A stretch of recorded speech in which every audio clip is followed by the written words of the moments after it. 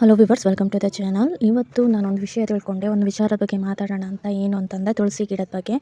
ಎಲ್ಲ ಹೆಣ್ಮಕ್ಳು ಏನು ಮಾಡ್ತಾರೆ, ಬೆಳಗ್ಗೆ ಎದ್ದು ಪೂಜೆನ ಮಾಡಿಬಿಟ್ಟು ಹೊಸಲಿಗೆ ರಂಗೋಲಿನ ಹಾಕಿ ತುಳಸಿಗೆ ಪೂಜೆ ಮಾಡ್ತಾರೆ.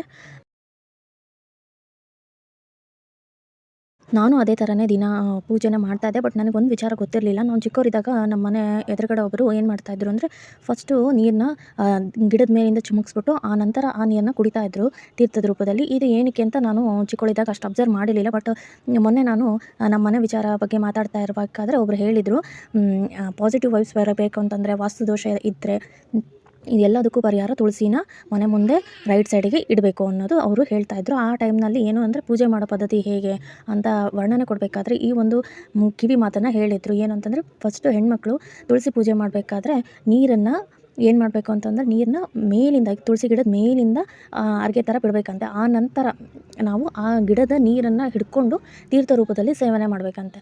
ಈ ಥರ ಕರೆಕ್ಟ್ ಪದ್ಧತಿ ಅಂತೆ ಪೂಜೆ ಮಾಡಬೇಕಾದ್ರೆ. ನನಗೆ ಇದ್ರ ಬಗ್ಗೆ ಐಡಿಯಾ ಇರಲಿಲ್ಲ. ಈ ಥರ ಮಾಡಿದರೆ ಮನೆಯಲ್ಲಿ ಪಾಸಿಟಿವ್ ವೈಬ್ಸ್ ಜಾಸ್ತಿಯಾಗಿ ಪ್ರತಿಯೊಂದು ಕಾರ್ಯದಲ್ಲೂ ಮನೆಯವರೆಲ್ಲರಿಗೂ ಒಳ್ಳೆಯದು ಸಿಗ್ತಾ ಹೋಗುತ್ತಂತೆ.